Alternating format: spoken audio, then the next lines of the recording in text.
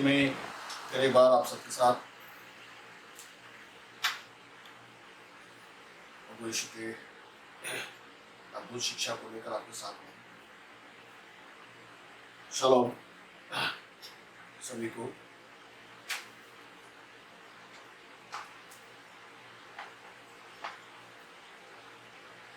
आज हम एक सबसे चर्चित विषय पर कलीसिया में हमेशा चर्चा का विषय होता है, दशमांश के विषय में हम आज थोड़ा सा बातचीत करेंगे। इस पर कई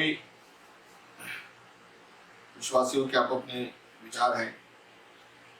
कलीसियाएं दान और दशमांश के बगैर चल नहीं सकती, ये उतना ही बड़ा सत्य है।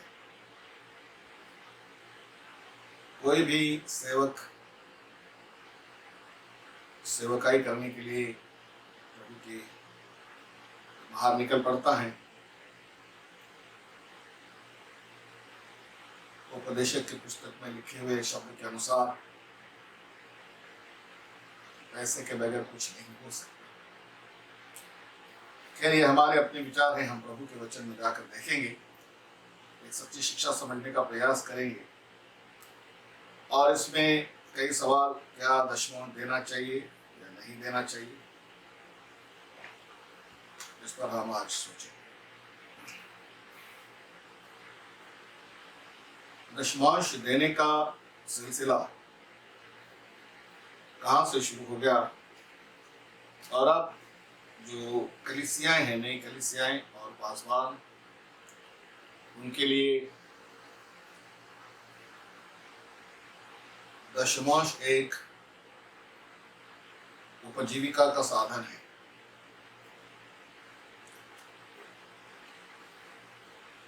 दशमांश सेवकाई की सुसमाचार प्रचार को आगे बढ़ाने का एक साधन है। परमेश्वर की सेवकाई करने के लिए जब हम सब इकट्ठा आते हैं, इकट्ठा होकर हमारा उद्देश्य होता है हम सेवकाई को, अर्थात सुसमाचार की सेवकाई को, प्रभु यीशु मसीह के जीवन को लोगों के बीच में प्रकट करें।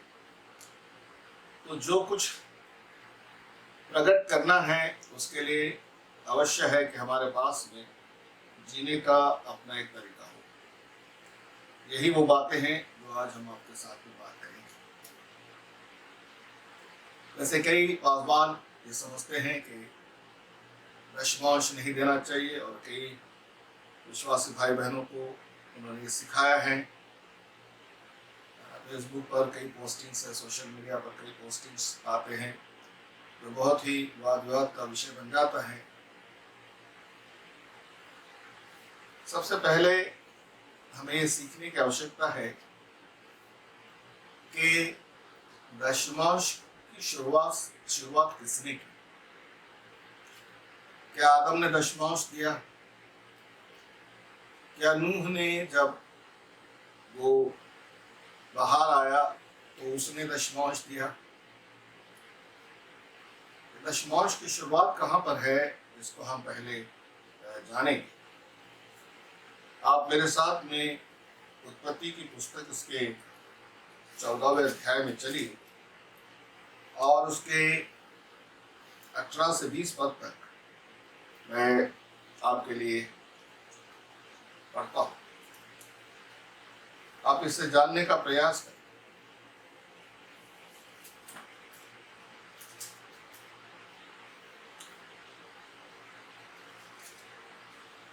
ये वाक्य वहां पर है जहां दशमांश का जिक्र किया गया है उत्पत्ति में।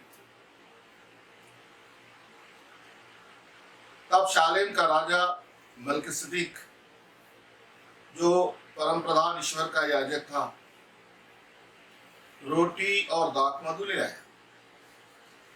याजक का काम है रोटी और दाखमधु लाना, और यहाँ भी हम देखते हैं परम प्रधान ईश्वर का याजक शालेम का राजा मलकिसदिक रोटी और दाख मधु ले आया और उसने अब्राम को यह आशीर्वाद दिया, अब्राम को आशीर्वाद दिया,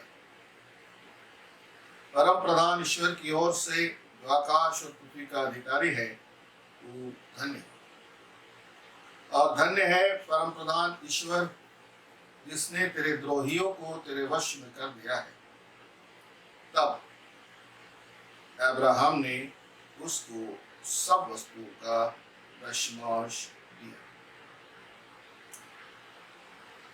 21वें पद में लिखा है तब सदोम, 20वें पद में लिखा है तब अब्राहम ने उसको सब वस्तुओं का दशमांश दिया।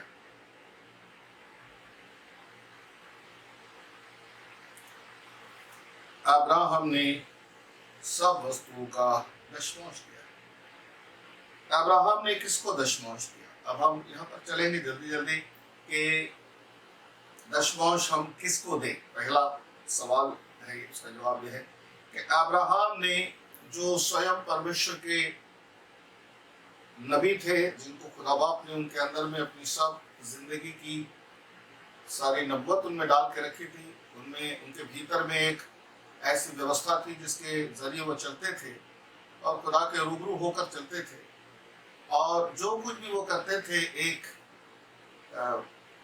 कौम के लिए रास्ता बन जाता है, कौम के लिए एक नींव का पत्थर बन जाता है।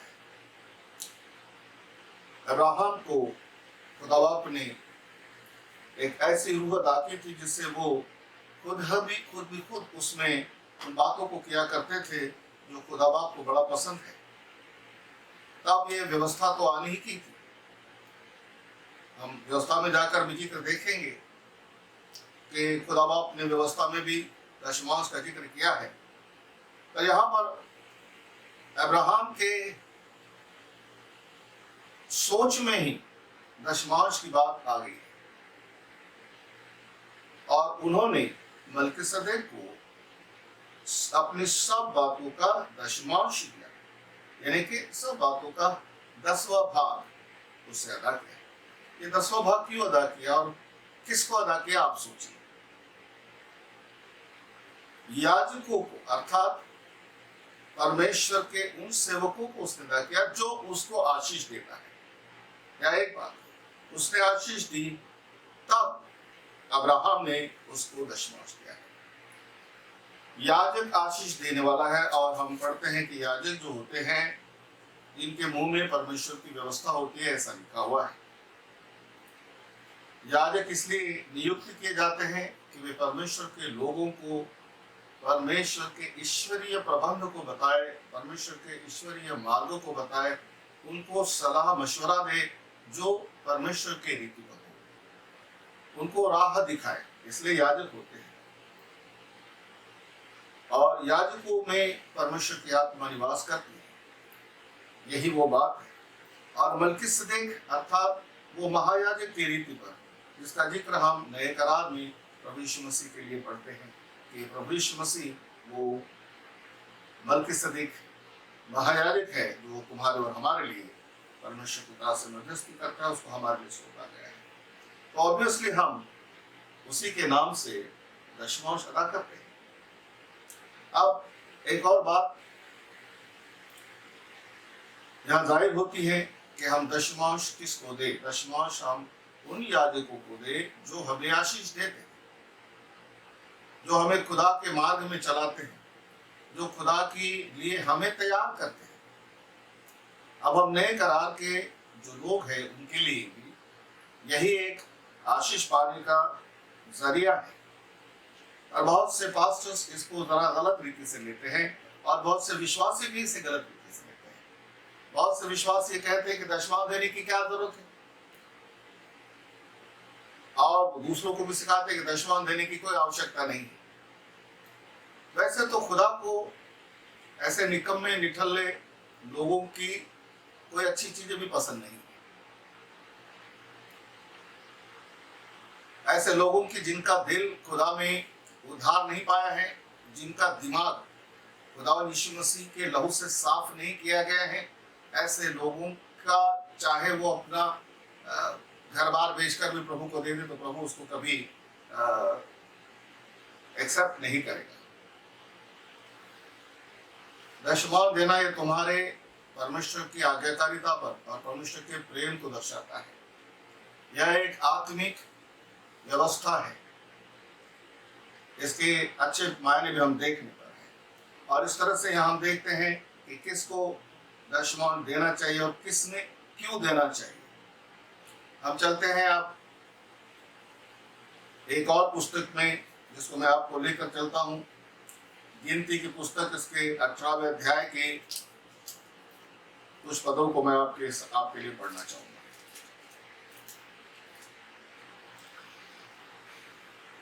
फिर मिलाप वाले तंबू की जो सेवा लेवी करते हैं, उसके बदले में उनको इजरायलियों का सब दशमांश उनका निज भाग करके दे देता हूं। और भविष्य में इजरायली मिलाप वाले तंबू के समीप न आए, ऐसा न हो कि उनके सिर पर पाप लगे और वे मर जाए, परंतु लेवी मिलाप वाले तंबू की सेवा किया करे और उनके अधर्म का भार वे ही उठाया करें। यह तुम्हारे पीढ़ी यो में सदा की विधि ठहरे, और इस्राएलियों के बीच उनका कोई निज भाग न होगा, क्योंकि इजरायली जो दशमांश यहोवा को उठाई हुई भेंट करके देंगे, उसे मैं लेवियों को निज भाग करके देता हूं। इसलिए मैंने उनके विषय में कहा है कि इजरायलियों के बीच कोई भाग उनको न मिले।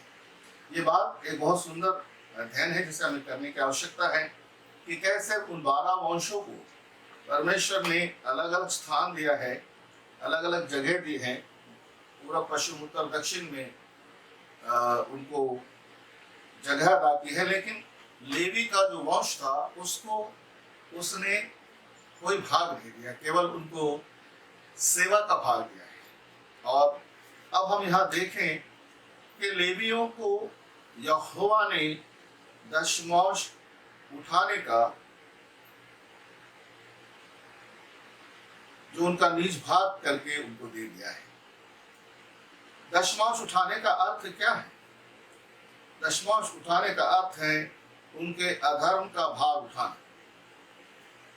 ये जो लेवी याजक जो थे, ये लोगों के अधर्म का भार उठाया करते थे। जैसे प्रभु यीशु मसीह ने हम सब के बोझ को उठा लिया है,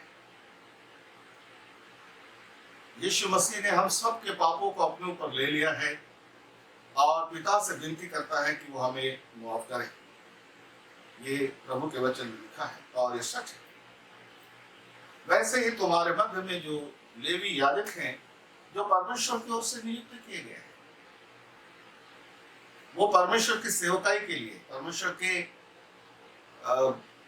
तंबू की देखभाल करने वाले हैं। और इसलिए परमेश्वर ने कहा कि दशमांश कोई और न उठाएं, वरन लेवी उठाए, ये उनको अधिकार दिया गया है। उसी तरह से हम एक और पद को देखते हैं, फिर मैं अपने विचारों को आपके साथ में बांटूंगा। व्यवस्था विवरण इसके 12वें अध्याय में, और उसके कुछ पदों को आपके लिए मैं पढ़ता हूं। आप इस पर जरूर सोचें, हमारे साथ आप बाद में बातचीत कर सकते हैं। अब ड्यूटेरोनॉमी अर्थात व्यवस्था विवरण इसके 12वें अध्याय के 6वें पद से आपके लिए मैं पढ़ता हूं। और वही तुम अपने होम बलि, मेल बलि और दशमांश और उठाई हुई भेंट और मन्नत की वस्तुएं और स्वेच्छा बलि और गाय बैलों और भेड़ बकरियों के पहलौठे को ले जाया करना। और वही तुम अपने परमेश्वर यहोवा के सामने भोजन करना, और अपने अपने घराने समेत उन सब कामों पर जिनमें तुमने हाथ लगाया हो और जिन पर तुम्हारे परमेश्वर यहोवा की आशीष मिली हो, आनंद करना। यहाँ ध्यान से रखिएगा कि जब तुम यहोवा के नाम से जीते हो और उसके नाम से ही यहोवा तुम्हें आशीष देता है, तुम्हारे हाथों के कामों को आशीषित करता है, तुम्हारे कामों को आशीषित करता है, इसलिए तुम उसके सामने जाया करना। जैसे हम आजकल यहाँ जो काम जिसको भाता है वही करते हैं, वैसा तुम न करना। जो विश्राम स्थान तुम्हारा परमेश्वर यहोवा तुम्हें भाग देता है, वहां तुम अब तक तो नहीं पहुंचे, परंतु जब तुम यरदन पार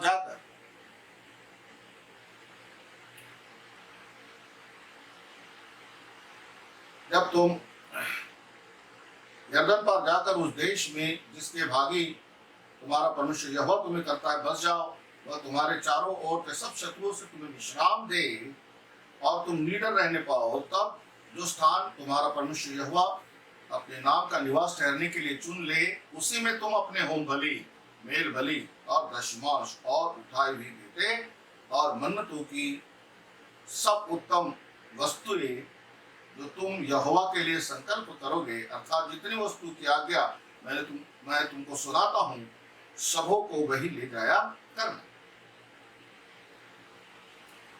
सावधान रहना, 13वां पद, सावधान रहना कि तू अपने होम बलियों को हर एक स्थान पर जो देखने में आए न चढ़ाना, परंतु जो स्थान तेरे किसी गोत्र में यहोवा चुन ले वही अपने होम बलि। यहाँ पर बहुत सुंदर बात यह है कि अपने दान दशमांश कहाँ देना।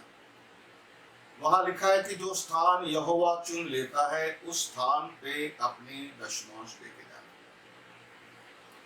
यहोवा जो स्थान चुनता, ये पहले जो मंदिर की व्यवस्था थी और इस्राएली लोगों को वहां सिनेगॉग बनाए जाते थे, वहां उस समय की बात है कि जहां परमेश्वर अभी आज भी जहां परमेश्वर जो स्थान चुन लेता है वहां पर अपने दशमांश लेगा। अब आपको और मुझको एक बहुत ही सरल बात से प्रभु ने कहा है, जहां 2 या 3 इकट्ठा है मैं वहां पर हूं।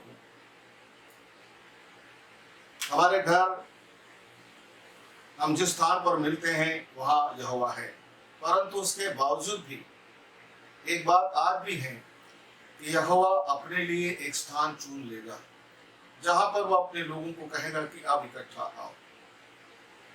जिसे हम आज गिरजाघर कहते हैं, चर्च कहते हैं, फेलोशिप कहते हैं और भिन्न भिन्न नामों से जो भी है हम उसको पुकारते हैं, उसका बयान करते हैं। तो हमें चाहिए कि हम ये समझ जाएं कि जो स्थान प्रभु चुनता है उस स्थान में चलेगा।